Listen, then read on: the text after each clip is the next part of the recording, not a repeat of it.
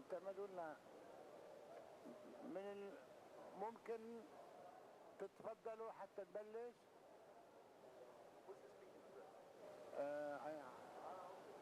يا رحمن.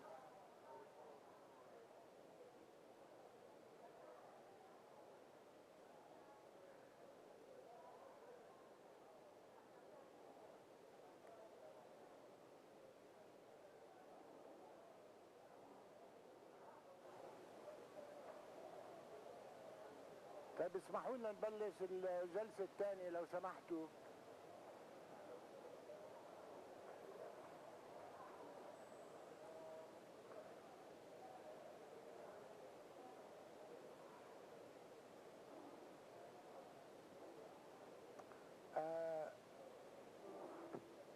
بتأمل بعد الغداء تكونوا يعني أنشط شوي، أكلتوا وشبعتوا.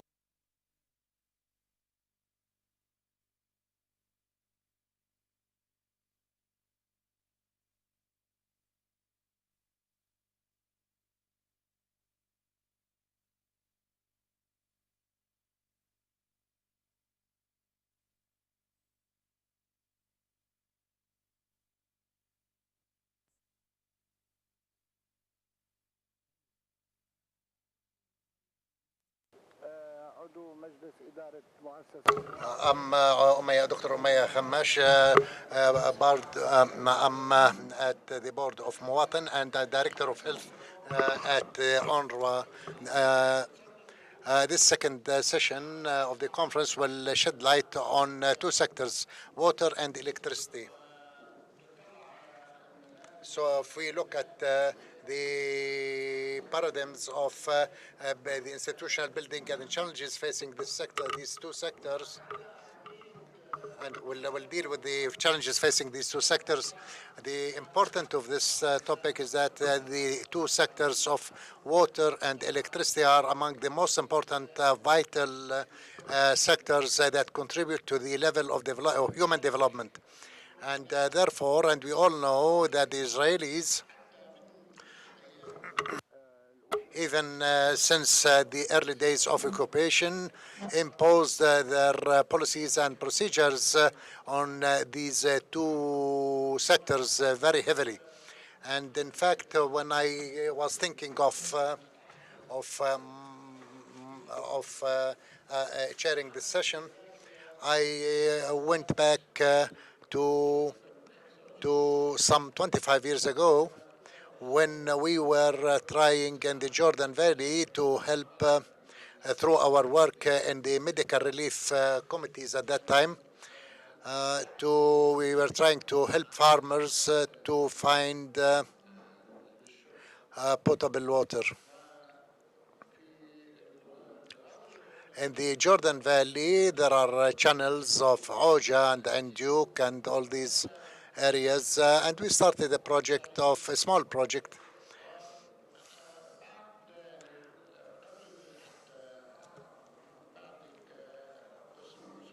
And some 1 or 2 weeks later of our work, the civil administration or the military commander of the area summoned us, and they sued us at the military court. The Israeli judge said that the issue of water is just the specialty of the Israeli government. And the most important thing that he said, even the rainwater, you don't have the right to collect the rainwater, because even this rainwater is owned by the Israeli government. So it is quite clear from the very beginning that the importance of this sector was very clear. And then we had the Oslo agreements, Oslo Accords, as was mentioned by Dr. Mamdouh in the morning, that these Oslo Accords put us within an elaborate framework regarding this issue, and left us with a very small margin regarding water and electricity, a small space of no more than 50 or probably 20% in the best of controlling the water issue. The issue of water and the issue of electricity are two basic issues in development, and if we aspire, if we seek to liberate the Palestinian people and establish a Palestinian state in the future, so no doubt water and electricity are among the most essential things for such an objective. I'm sure, well, Muwatin wanted to shed light today on these two sectors, water and electricity, and to benefit from the experience of the experts and researchers on these two issues. We may, after that, we may ask ourselves how can we really develop tools and mechanisms that would be linked to the political objectives that could be employed in dealing with the problems, challenges, and impediments that stand in the way of investing in these two sectors, water and electricity. So Gaza, for instance, today, Gaza, the catastrophe of is Gaza's catastrophe is in both water and electricity. 10% only, 10% of the Gaza water is potable. So, and I remember in the last crisis, the problem was not in providing food, not even medicine. The main problem was, in fact, of providing water to Gaza. And electricity issue, always the crisis that was there. So now I will leave the floor to the researchers and to the colleagues, Dr. Abdurrahman Tamimi. He is the General Director of the Hydrology Group, Palestinian Hydrology Group, for the development of water and environment resources. He is a professor at Al-Quds University in the Environment Department. And he is going to talk about the entanglement of the donors' agendas and its impact on the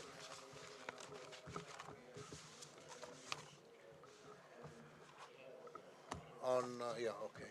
Sorry, he's going to talk about the impact of these on establishing the public sector institution. Well, talking after lunch, the benefit of talking after lunch is that food will reformulate consciousness, and the session in the morning also contributed to reformulating the Palestinian consciousness, and I'm going to talk about reformulating the Palestinian institutions and the Palestinian citizens so that they will change from becoming from citizens into clients. It is quite clear that it's known, however, that forming or establishing public institutions or forming the societal consciousness or drafting policies that serve certain agendas are the result of four components or four factors, especially in the countries which are called, just like us, the fragmented or loose state. The state that in unstable state or the state that could be reformulated. The first among these forces is the funding, and we don't need to say much about that in order to prove that a good part or large part of the Palestinian national institution, Palestinian National Authority institutions were formed on the demand of the funding parties, and their strategies and policies in general, or often their policies and strategies often were formulated based on political agendas.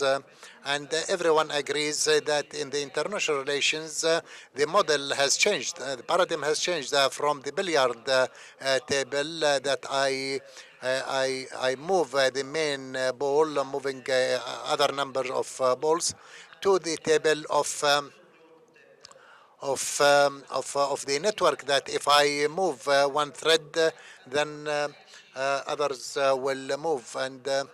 And so anything that happens in the region will really impact negative and positive. So it's a spider network. Therefore, funding is important in formulating the consciousness. And then the political approach, not just the funding, the political approach of which may aim to establish institutions in the national state to serve regional objectives. When we come to water, we will see this. And then also the weakness of influential forces in the society that that would form forces that stand against reformulation, as in Palestine, and also interest lobbies in these societies. These four factors are playing the role in forming or establishing the states of loose or fragmented states. This doesn't happen in Germany or in other developed countries, but in so part of this is coercively established through funding, and I will elaborate. And therefore, the session in the morning focused on reformulating the consciousness. And in the water sector, I can pretend say that the Palestinian water sector is being reformulated, reshaped to serve three main objectives. First one is the privatization of this sector, and we'll see why.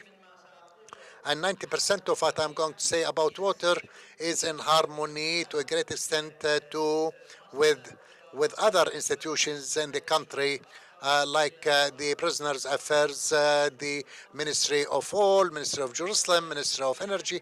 But the water is the most prominent because it has regional dimensions. The agenda in it is clear, so I was able to see it. Clearly, there are in other sectors agendas are not very clear. So privatization and the attitudes of the donor countries as well as international institutions like the World Bank in funding this. And together we will see how this has impacted the water sector, the regional cooperation. And there is another factor that was called by Paris, which is cooling the conflict with water. Paris has a theory that the Israeli-Palestinian conflict, Arab-Israeli conflict, has two solutions. One is that the burning bowl, I'll put water on it and it will explode and everyone will have its share. Or I will drop water drip by drip by drip on this burning bowl until it cools and fades away. And so many of the institutions in Palestine and in Israel and in Jordan were really established in order to serve this objective, especially in the water sector. When we see the first objective, which is privatization, or first factor, privatization, the three countries reformulated the water sector to serve this issue. In Israel, the water commissioner or the water commission, which is similar to a ministry that is established by itself, and which is the only one after the Minister of Defense and Chief of Staff, the one who can really write directly to the Prime Minister. This body was reformulated, reshaped, and was divided into Water Commission, Water Authority, and Service Management. And in Jordan, it is the same thing. This is on the demand of the World Bank. It is not the creation, the Israeli or Jordanian creation. So in Jordan, the Ministry of Water and Irrigation was divided into a water authority, and there are private sector water supplies.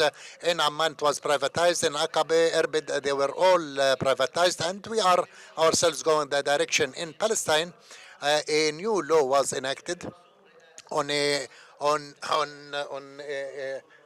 decree by law because it is considered to be urgent.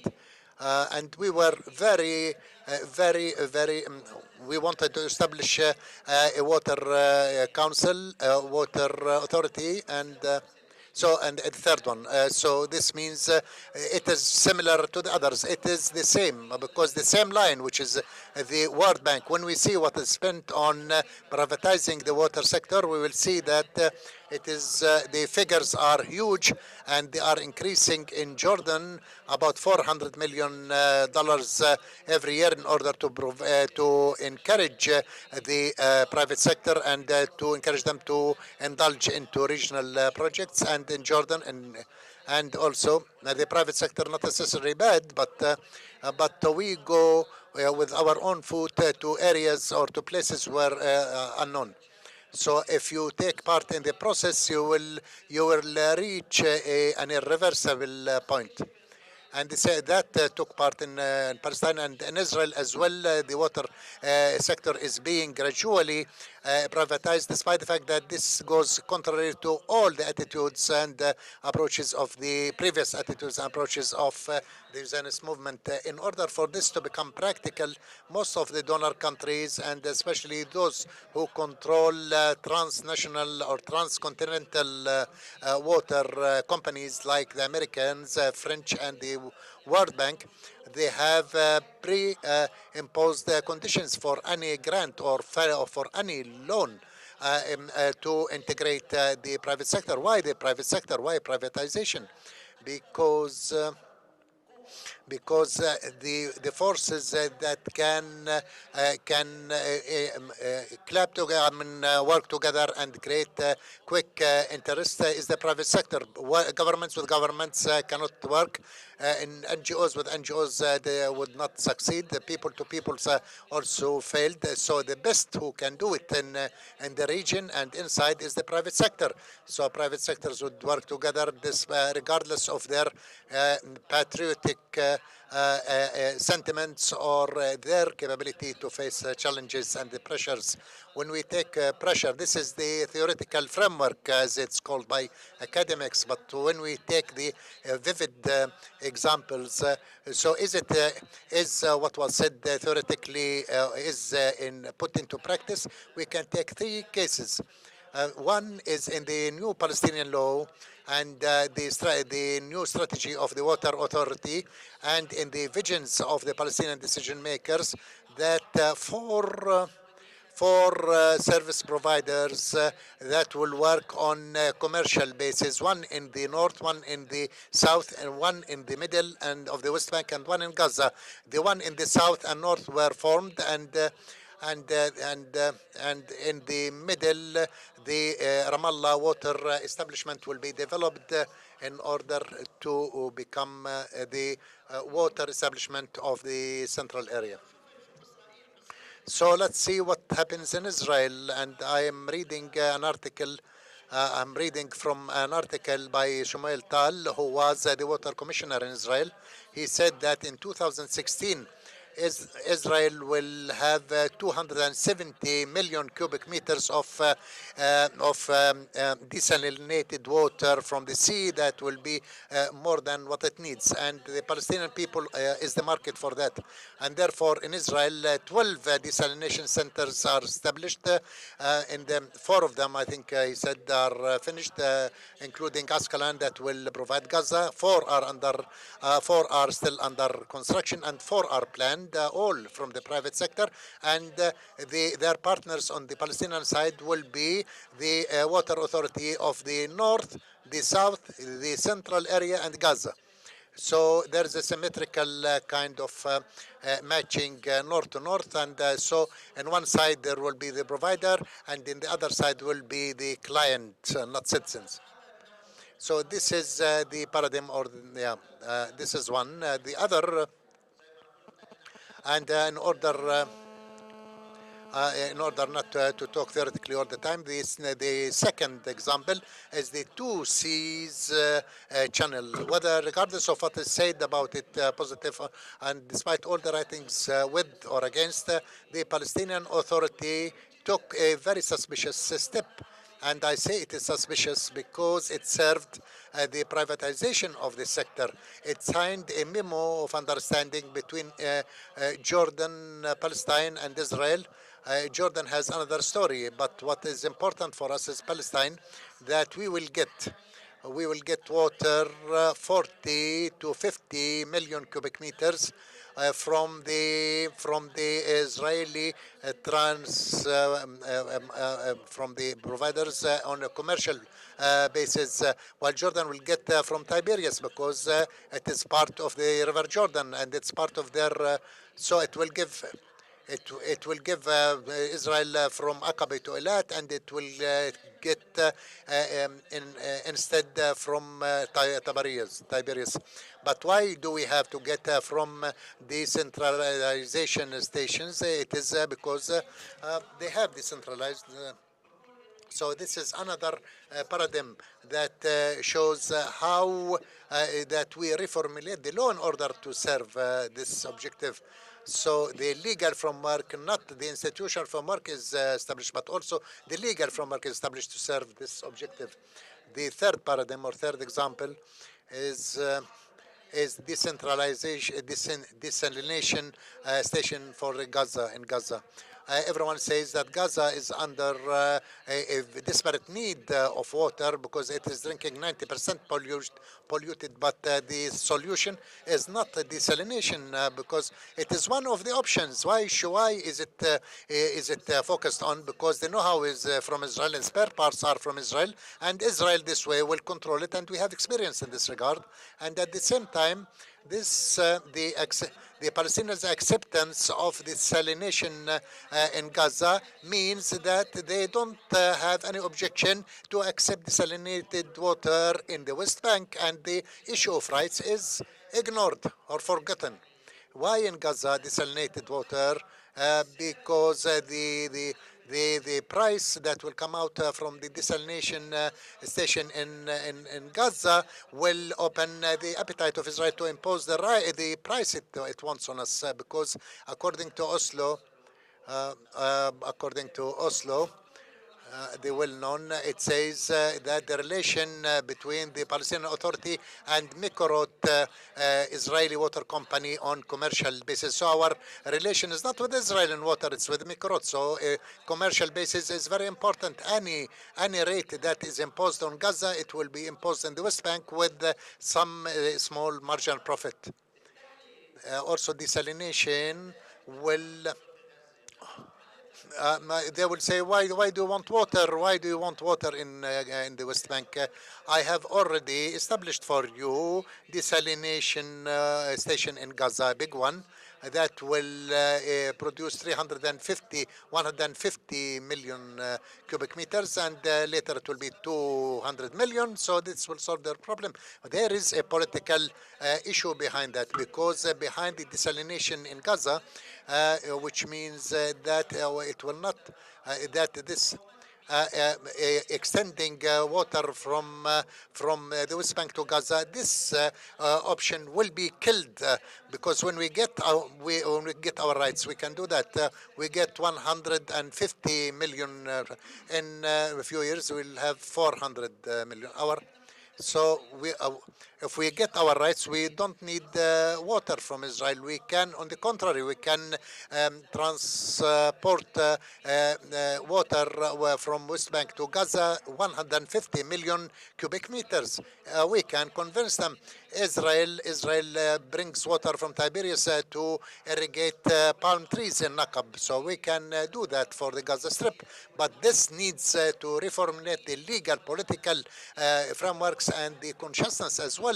Sometimes some of our colleagues are marketing this idea on good intentions, goodwill. Our problem with Israel is the shares, rights of water.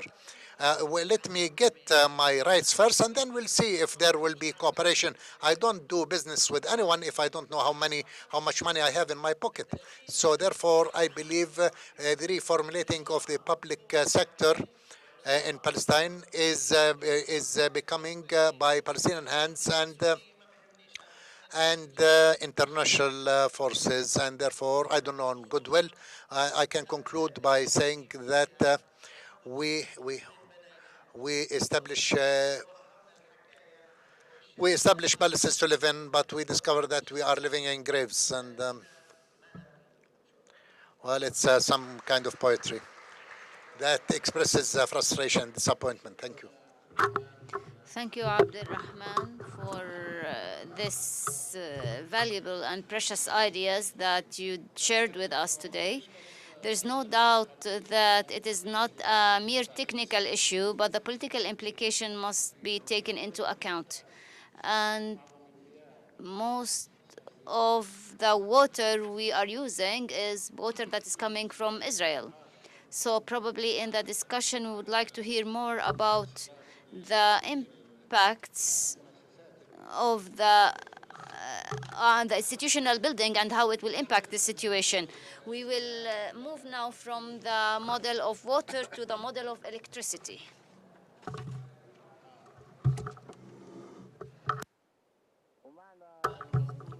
We have with us today Omar Jabari Salamanca, who will be speaking in English. So if you need to use the translation sets, please go ahead and pick up your headset. Omar is a specialist in civil geography. He works in the Department of Middle Eastern Studies, Middle Eastern, Southern Asia, and African Studies in the University of Columbia. He is interested in civil studies and colonialist expansion and political economy, as well as Middle Eastern studies. Omar is Palestinian. His mother is Spanish. This is why his name is Jabari Salamanca. So Jabari and Salamanca is his combined family name, combining the father's surname and mother's surname. I took the permission to explain this particular feature of Omar. I was surprised because I wanted to understand why Salamanca meant, we know Jabari, but we don't know what Salamanca was. So Omar, you have the floor. Thank you. He will be speaking in English. Hi. Yeah, so I wanted to thank first of all Muwatin for inviting me today, and second apologize because I'm still incapable of doing a presentation in Arabic, let alone other things. But the third thing I wanted to ask is, please, if maybe we can get less light here. Can you guys see إذا this? سمحتوا الضوء يا صبايا ممكن نخبطه Maybe. شوي. Yeah. So my presentation is called Hooked on Electricity, the Charged Political Economy of Electrification in Palestine. And my story is not very different from what Dr. Tamimi has been explaining. Pretty much you could actually replace water for electricity and get the same story. Thank you for the light. So I would try to sort of put emphasis on different aspects and particularities of the same process that is happening, particularly by emphasizing the history of how electricity has been used since the occupation after '67 and even early on, but I won't get into that, as a way to consolidate relations of dependency. My sort of presentation starts from the 2012 protests, those rare protests which were sort of reclaiming to lower prices of the spiraling prices of food, oil, etc., etc.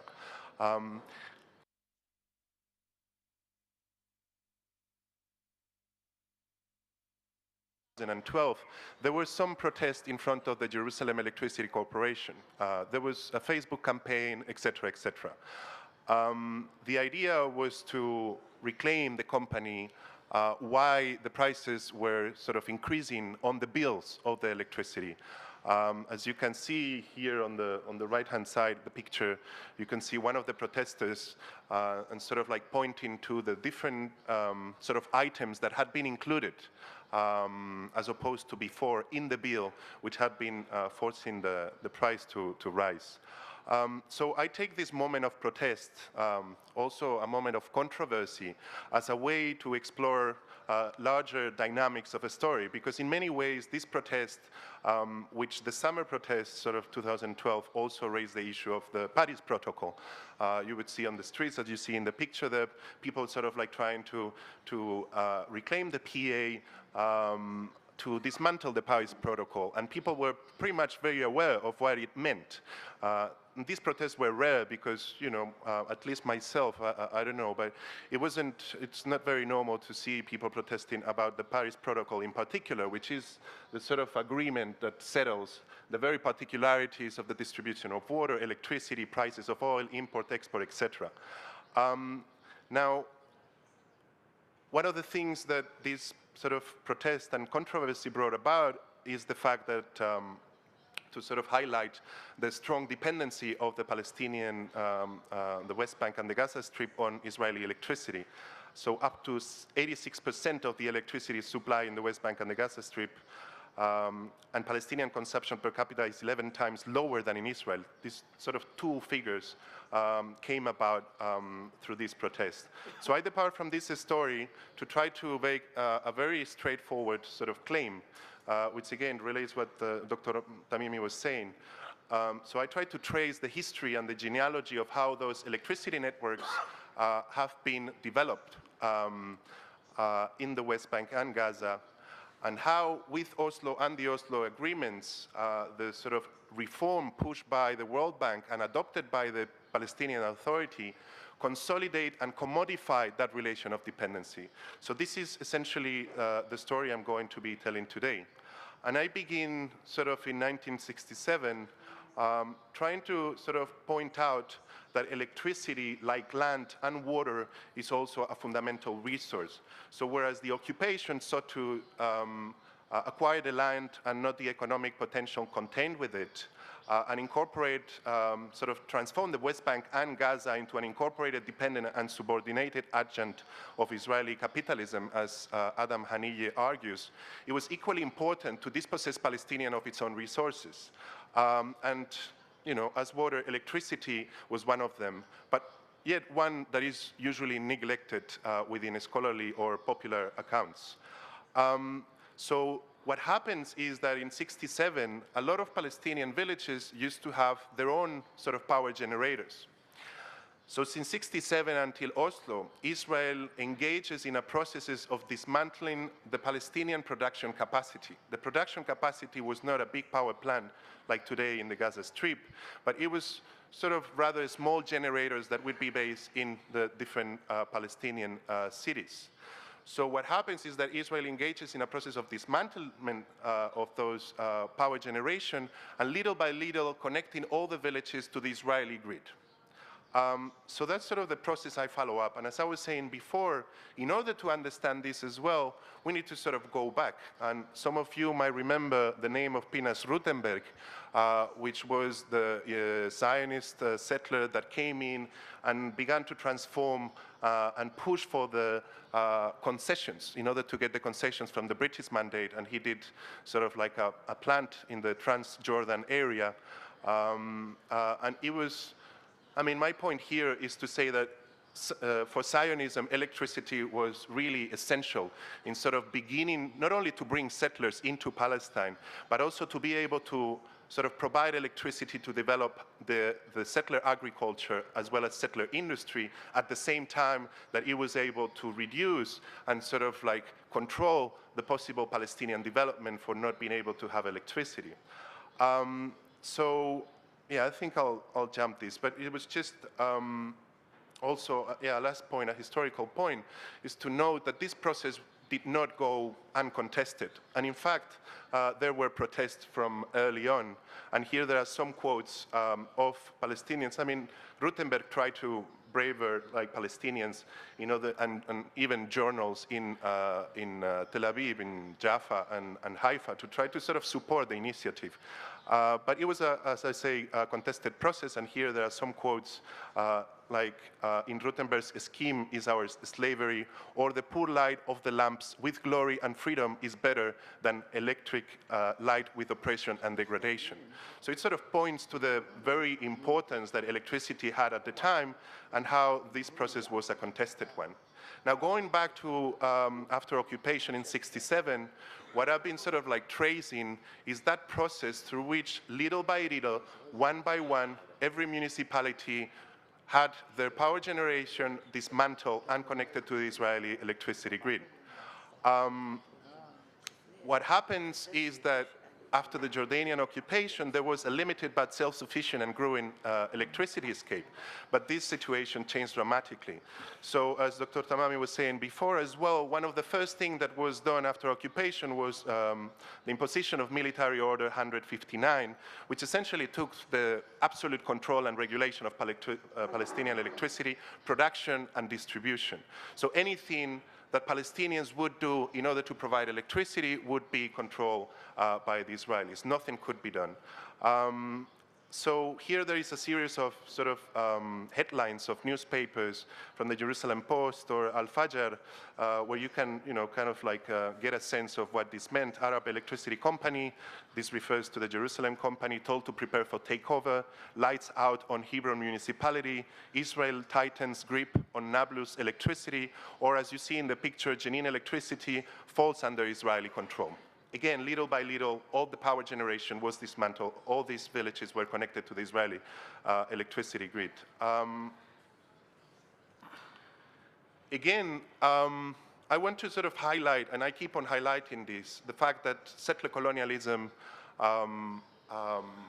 exists doesn't mean that it cannot be contested. And I like to emphasize every time that these processes were contested. Sometimes were successful, sometimes unsuccessful. Here you have some pictures of the sort of attempt of Israel, which has been attempting to take over the Jerusalem Electricity Corporation ever since they occupied.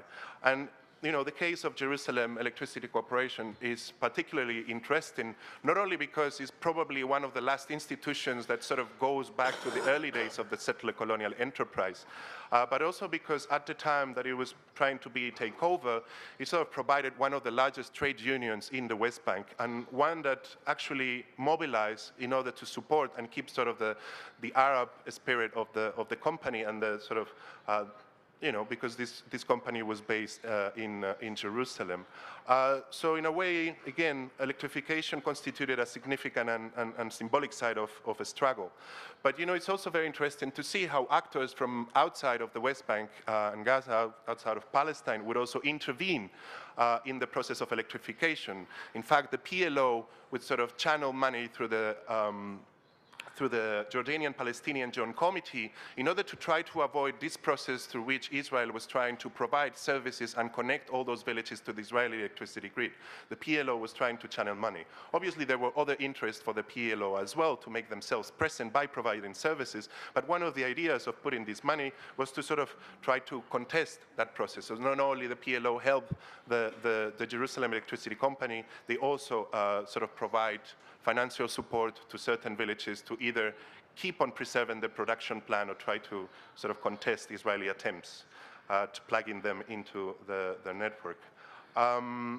Now, also electricity, like many other development projects, is important in to see how it's been used by the Israeli state as a way to reward certain municipalities in exchange of favors. There's also a very fascinating and dramatic story here, but I won't go into that.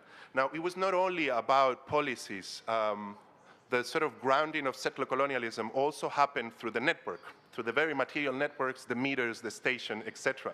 So what you have here is a couple of maps. The one on the left is the Jerusalem map, and the one on the right is Gaza. So there is only, one clear thing. What you see in yellow and green is sort of the low tension electricity lines that were developed by the Israeli occupation in order to connect the Palestinian villages and towns and cities together. Now, if you look at the red lines, those red lines are where the electricity actually comes from. Those red lines are the ones that distribute the electricity. And as you can see, those red lines end up in a sort of power station, which will always be controlled by the Israelis. Either it would be within a settlement or closed doors to Palestinians. So, the same picture in Gaza, I think it's very illustrative to see that those sort of red lines are the only possibility in order to get electricity, right? So,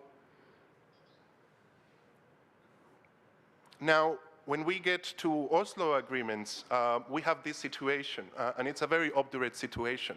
Obviously, a network, an electricity network, an infrastructure network is not so easy to dismantle. And so the embedded sort of dependency relations within the network are going to be consolidated unless somebody explicitly attempts to change and dismantle those relations. By the time we get to the early 1990s, around 95% of the urban population enjoy continuous electricity supply, while total consumption per capita increased from 33 kilowatt in 1967 to 462 in the West Bank and around 356 in the Gaza Strip kilowatts. Likewise, prices for most Palestinian municipalities became cheaper than those provided by the Romanian Palestinian producers.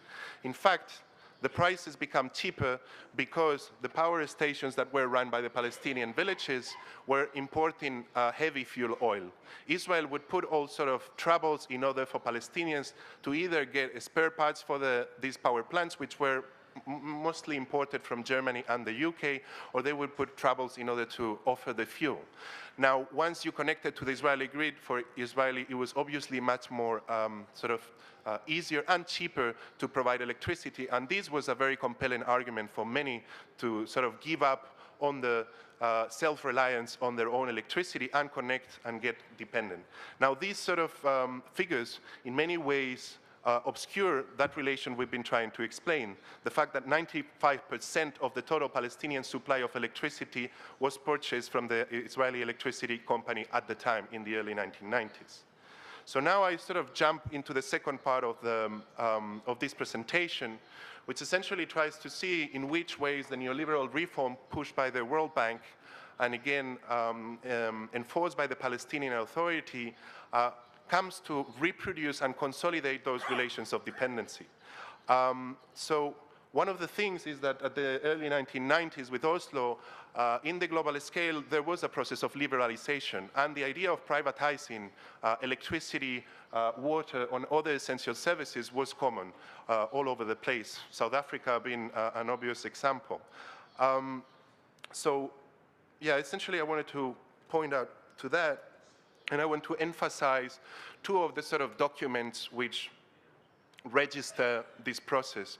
One of them is the Palestinian sort of letter of sector policy, which was done in 1997, and said that the aim was to provide the citizens of Palestine with reliable electricity supplies at a price that is affordable and that permits the efficient long-term development of the sector and the economy as a whole, and to encourage maximum private sector participation, particularly in generation and distribution, thus minimizing the need for government financial support. Now, obviously, this is 97, but already the World Bank in 1993, neoliberalism doesn't come with fire, as many have sort of put consistently. Neoliberalism is embedded in the Oslo agreements, and it is embedded in all those sort of reports that the World Bank puts forward since the very beginning. Here we see the report 1993 talking about unbundling, which is sort of the process through which you separate the network between production, transmission, and distribution. You separate the sector in order to be able to make it easier to be privatized. Each sector would be privatized to different sort of actors, or not necessarily privatized, but given to maybe the sort of the state would be able to take control of a certain part. Now, this is crucial. Again, I mean, the quote here, it's time. Okay, I'm running out of time. So I'm going to steal 5 minutes. So, yeah, essentially, I want to sort of give an example of what this privatization means. So I have two major examples. One is the Gaza power plant, which was in economic terms a sort of economic and political fiasco. I won't go into this. Maybe we can go into the Q&A. And the other one is sort of like the corporatization of distribution, right? So here again, as it happens in water, you don't see the map very well, but you know, in the sort of in the same way that JETCO exists to distribute water on the central area of the West Bank, the process have been to create different regions: NETCO in the north, CELCO in the south, and GETCO in Gaza.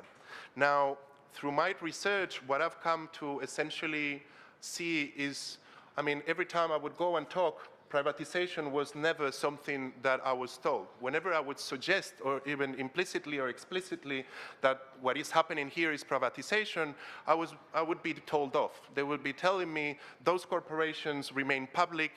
In fact, what happens is a traditional municipality used to distribute electricity directly in the north, for instance. Now what happens is that NETCO, as a supra entity, is going to take over that sort of job from the municipality and is going to exercise that job. Now that municipality is not going to be able to have cash flow. And that cash flow is fundamental because for small municipalities specifically, electricity offers, together with water and other services, offers between 40 and 60, even, sometimes even 70% of the cash flow of the municipalities. Cash flow means that people are paying their bills and the municipality receives that amount of money. Now that municipality is supposed to pay back part of that money. And usually municipalities don't necessarily pay that money back. And they reuse that money in order to do other things which might be seen necessary and urgent for the municipality. Now, with the process of corporatization, what happens is municipalities are not having any more that cash flow. And they are being weakened because they are promised that if they join these corporate sort of supra entities, they are going to be promised sort of like returns in 2 years.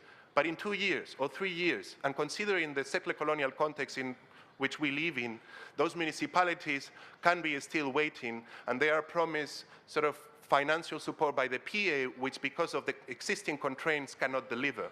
So this has sort of like, pushed for a weakening of the municipality without necessarily assuring that this corporatization, aka privatization process is delivering on its promises. I have different case. There is the issue of prepaid meters, which we can talk, which sort of like totally embodies the contradiction between political liberation and economic liberalization, right? But we can see that later because I'm kind of running out of time. And I think that essentially the idea is clear. So my concluding notes essentially is to pay more attention and sort of highlight the centrality of electrification, not only to the imperatives of Zionist settler colonialism, but also to capitalist mode of production and expansion and to the reproduction and commodification of those relations of dependency. And obviously this paper does not engage in the alternatives that you were suggesting. There are some, I'm not really a specialist on them. I could sort of think of a couple of them, but really, if privatization under conditions of settler colonialism is the only way we can conceive, that's really a no-go zone. And we really should be thinking about something that empowers Palestinians, not only to provide them with essential services, without water and electricity, little possibilities to contest settler colonialism. So we can talk about possibilities. Thank you. Thank you very much. إنه لمجال شيق جدا. Thank you, Omar. Thank you, Omar, for this precious talk.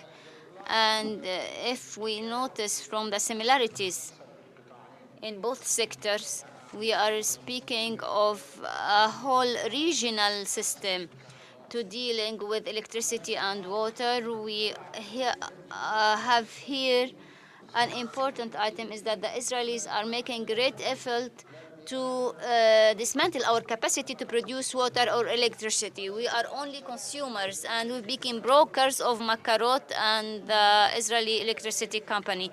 Even the electricity company in Gaza is suffocated because it does not receive the necessary oil which it has to purchase from Israel. So in practice, it is a process of weakening the Palestinians, and by rendering them unable to control their natural resources and produce their own electricity and water, which are the two core elements in any development sector. We don't have enough time to talk about alternatives of resistance in order to reinforce steadfastness and Palestinian survival on their land, but I believe this is very important, and this is a point that we need to adopt, especially in these two sectors, which unfortunately are not covered sufficiently by research.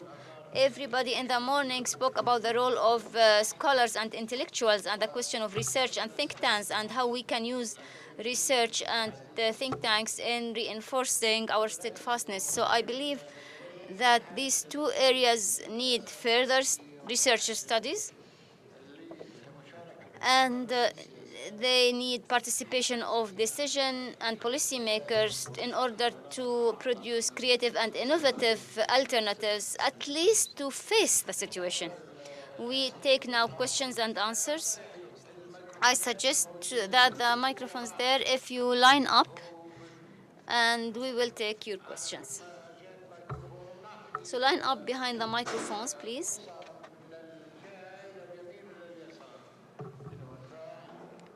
ورا بعض بكون واحد معطي حق لكل طرف. Everyone will get a turn to ask and get answers. يا ريت تحكوا لنا الاسم والسؤال موجه لمين او اذا Kindly introduce yourself and to whom you are asking your question.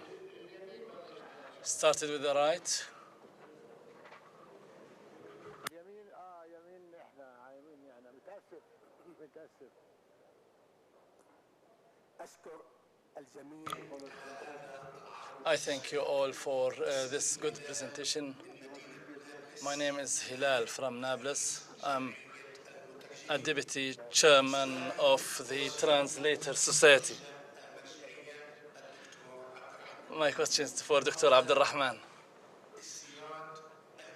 First, importing water to Israel from Turkey that was promoted since few years. Why was it sent behind the scene?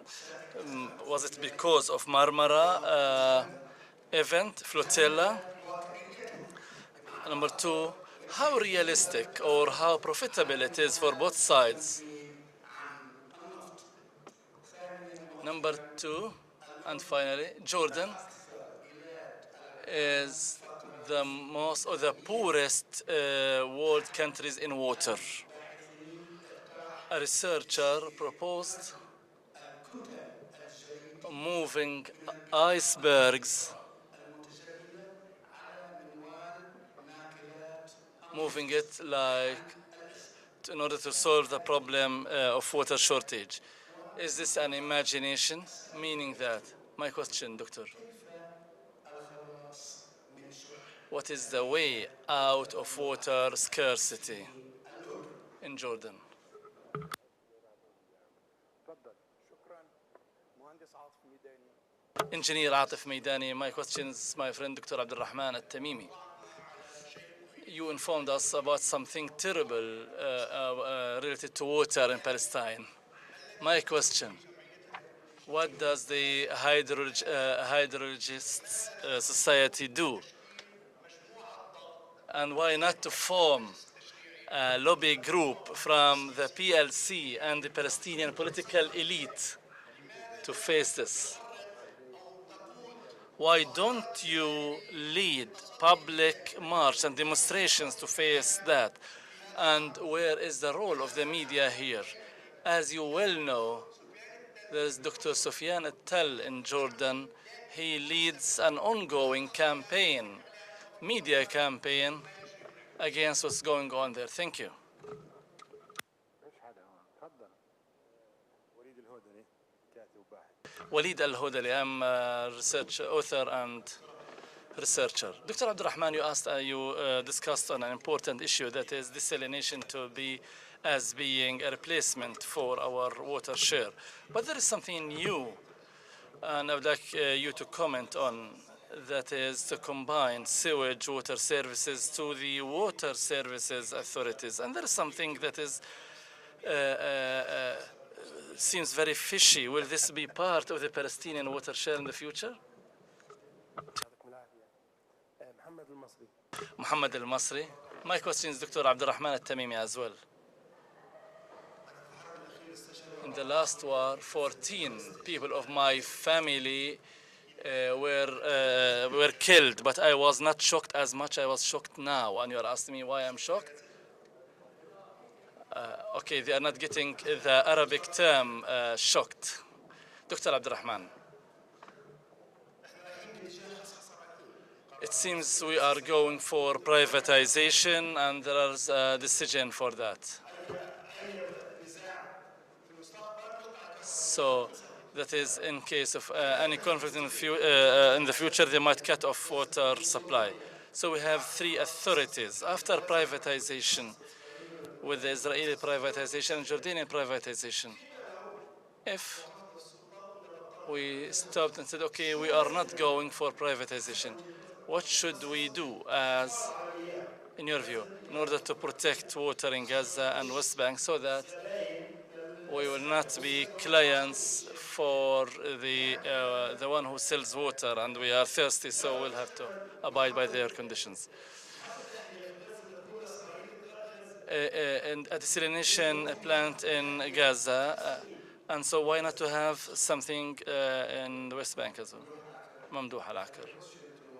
لدي سؤال لعمر، هل يمكنك أن تفصل أكثر حول التناقض بين التحرير السياسي في مواجهة الإجماع أو التحرير السياسي؟ My question is for Dr. Abdurrahman. Following on what the question by Mr. Mahmoud. Building on the political issues, there are people who are calling for privatization, and let's say, okay, occupation is something, let's stay on the national aspect. There are some economists who say there should be some privatization of sectors such as water, electricity. We have the cooperatives draft law, and we have something as societies for water. I don't know what are these water societies, what do they do? If you want to protect or preserve water, you mentioned the water law, and I think it's not far away from the electricity law. They are similar. In case we want to tackle the prevailing issues, the tracking issues on the companies that supply water and electricity, such as the problem of high prices. Are these companies, these provider companies, do they cause a problem? Do we have an internal problem beside the occupation one?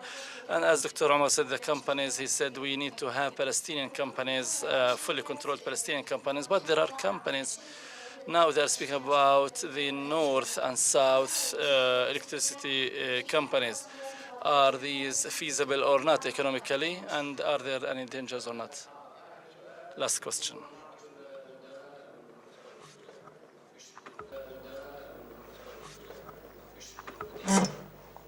This is an intervention, this isn't a question. My name is Majid Sbeih from Al-Quds Open University. In the first session, one of the colleagues asked me, where is the political economy? In the title of this conference. So Dr. Abdurrahman and Dr. Salamanca, Omar Al-Jabari, spoke about the pure political economy. Economy and politics are two sides of one coin. This is a well understood fact. But in addition to what was mentioned by Dr. Abdurrahman, Article 21 of the Palestinian Basic Law states that the Palestinian Authority adopts the free market principles. And there's a study conducted by me and myself and Dr. Nasser Abdel Karim as under the title Alternative View for Economy. We found there are no basis for a free market. A free market has requirements.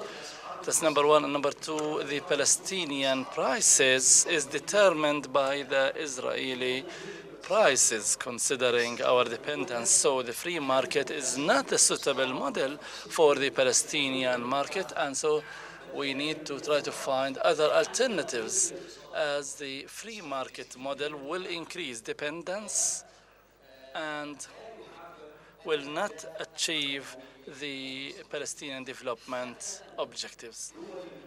So much that the original countries or states, they gave up the model of free market. The countries of origin for the free market, they stopped or they gave up the free market model. It seems there are so many questions and there is a focus on water sector in particular. Anyway, questions were many, but I'm not quite sure that answers will be up to the level of questions, but we'll try. I say that questions are many, so I will try to be up to them and give the suitable answers with all my means. In order to be clear, I am not talking about privatization as an economic choice. This is that is a different discussion. Privatization is a different national economic discussion. Many countries do that, but I'm talking about privatization when it is employed politically in order to waste the rights of the people. This is what I mean. I don't mean the privatization as a national economic option to privatize electricity, the national company. No, I'm talking about privatization which is employed politically in the homeland and in the region. So even if we adopt the privatization, economists know better. In order to have a private sector, to have a national and a private sector that serves the national interest, there should be a public sector, a strong public sector that will monitor it. How can I protect the rights of people, of the consumers? How can I guarantee the social fairness if the private sector is stronger than the government sector or the public sector? Therefore, we say we're talking about employing or employing privatization.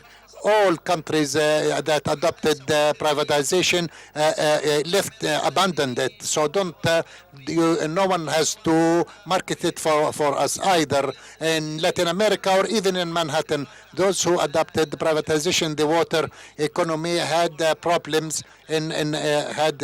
so they abandoned it at the end of the day. As for the question of the gentleman there on importing water from Turkey, this was a political project between Paris and Turkot Özal, which is peace pipe line that is. Arab countries will provide energy to Israel and Turkey will provide Israel with water. But this project was abandoned because Israel is no more in need for water and it is no more in need for Turkey to give it Turkey. And Turkey was not going to give water to Israel for free anyway. So abandoning the project was because Israel solved its problem through desalination. And all the technology in Canary and all desalination in Turkey and in Malta and Canary were done by the Israel. So regarding the ice blocks to bring it Jordan, if Jordan will continue to exist, then probably we'll get ice from the northern pole. What institution did in resisting what's going on regarding the Two Seas channel, all non-governmental organizations, political parties, and members, the PLC, issued a statement. And the Prime Minister was approached, and more than one meeting, more than one public meeting were held, and workshops were held. And this is what we could do. We are not just requesting our authority to stop. We just want to know what is existing, what is the content of the paper that they signed. They don't want to publish this memo of understanding. They say there is nothing in it. So if there is nothing in it, why don't you publish it? We don't have it. This is what we are striving to know. for Muhammad terrifying. It is, yes, indeed, it is a terrifying situation. And I believe if the researcher is not provocative for the people in order to take steps, and this is the role of the intellectuals that was tackled in the morning, if this intellectual doesn't give the fact and provide the correct information for the people, he will be just like a Friday prayer preacher who will say what he has to say and go home. So we are not against desalination of water in Gaza, but we want national desalination that people can pay for it, that could be run by a national sector, that will desalination that will protect the rights of people and social justice. So there will be interclass subsidy. The poor who cannot pay $1.6 for 1 cubic meter, there should be a solution for these people. This is the desalination of water that we talk about. Impediments, yes, certainly. There are forces who don't want that. There are forces. Yes, okay. With all due respect to Walid, he's my friend. He's not a Friday preacher anyway. What should we do? The question on what we should do. And here I'm not taking the position of giving advices. If people don't really stand up for their rights, and even at least to know what their rights, settlement is clear. There are land confiscated and other things, but the Palestinian society and Palestinian elites and the Palestinian consciousness is being transformed, and this is not clear. So the intellectuals should really transform this from the language of research, language of science, to bring it out of the universities to the people. The problem here is that our universities are only keeping this information for themselves. So they have to be open for the society. My role is not to preach or to speak in a demonstration. This is the role of the political leader. But I understand the water issue, and I have to tell the people what are the rights and what are the problems. We have to get out of the walls of that are the towers, the ivory towers of the intellectuals. People don't curse the bad time, but you should ask why did they keep silent. So when such educated and intellectual people stand silent and don't say anything when they stand before a leader, then you should ask about that. Dr. Mamdouh is insisting that I have to talk about privatizing the Arab left. No one can doubt the nationalist and patriotic like the but it is no more have the taste of the local bread or even the hamburger. Yeah, so I just wanted to say a couple of things. One, with regards to the question of whether it's a foreign corporation or it's a national company, it doesn't really matter. I think that it should be very clear that whether it's privatization or corporatization, it's the same thing. And corporatization means that actually it remains on public hands. So for me, the problem is not that it's on public hands, because corporatization essentially means that it incorporates a neoliberal ideology in the sense that it tries to socialize the cost. Socialize the cost means socializing the technical cost, the losses on the network, all the problems that the network has as it has are going to be socialized among the consumers. But it also, corporatization, even if it remains in public hands, in fact, these corporatizations that are happening in the north, in the south, etc., that sort of little map that I show, they remain in public hands. That's not the problem. It's the logic, the sort of private business logic in which these companies are run, which, again, as I said, the idea is to eventually get profit-making and no social concerns. So, yeah, I wanted to make that very clear. And with regards to your question, the contradiction of political liberation and economic liberalization, well, I think that's sort of like the point that I've been trying to make through my presentation. But essentially, it's a bit, what has been said already. When when you are under settler colonial conditions and you're pushing your people and transforming your people into consumers rather than citizens of whatever form of a state we have in here, you have a problem. People have been, I mean, the other day we heard a sort of presentation on the amount of debt and the increase of debt in which individuals are engaging here. Debt for buying TVs, debts for buying books for university, for paying for university, for getting a car, for getting a house, etc. When on top of that you add that, you know, you're turning all these people, you know, individuals into consumers that need to, before they buy their electricity, as if they were buying a kilo of potatoes, they need to actually pay their debt previously, because now with the prepaid meters, that's what many people are doing. You're paying your electricity, your $20 of electricity or your whatever amount of shekels, but if you want to get that electricity, you have to pay previous amounts of water, etc., and this is being used. I mean, this is part of the logic of neoliberalism, and this is part of a logic which only cares about capital accumulation rather than the rights of the people. I mean, it's not only this, it's not only the prepaid meters, it's the way in which the World Bank and the Palestinian authorities are critically taking all these sort of measures in order to experiment on the people. I mean, in Selco, the you know, sort of the southern area, that's where the entire corporatization began. And they did this right immediately after Second Intifada in one of the most poorest areas of all. You know, it's South Hebron. Hebron was a separate case. Hebron was smart enough not to join sort of this endeavor, and they allowed Beitumar, which pulled out very early on, and Dura, and other villages, you know, one of the most poorer areas of all. And they had to sort of like invest and get sort of loans from the bank, and eventually Dura quit 2 years ago. I think it was about 2 years ago. And, you know, it's the idea that they are experimenting on sort of like ready-made policies that the World Bank brings in and applies in Palestine as they applies anywhere else. So the issue is, that is the contradiction. Are we trying to sort of liberate ourselves from settler colonialism while we're sort of implementing and advancing these sort of policies? Are they compatible? They are obviously not. I mean, for me, they're obviously not.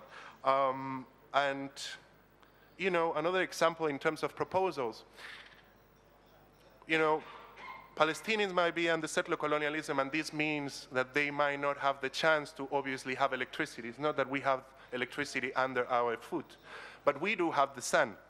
If instead of investing in expanding the network, we sort of invest in putting, you know, solar panels. And I think Stop the Wall sort of have been, you know, 2 or 3 years ago, they did, you know, propose this. I mean, it's still, you know, expensive technology, but not as before. And if there is anything here, there is the sun, right?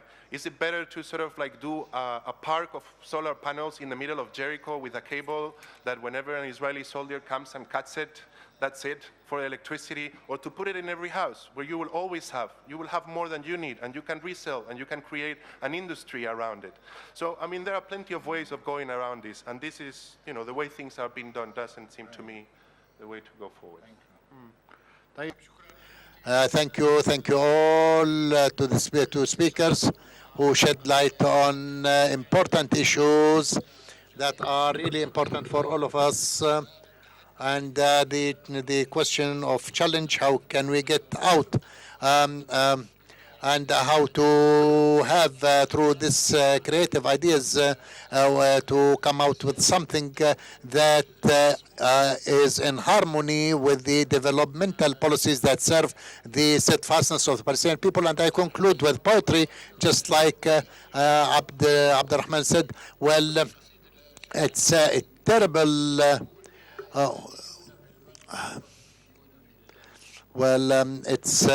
it is terrible to know what is going on.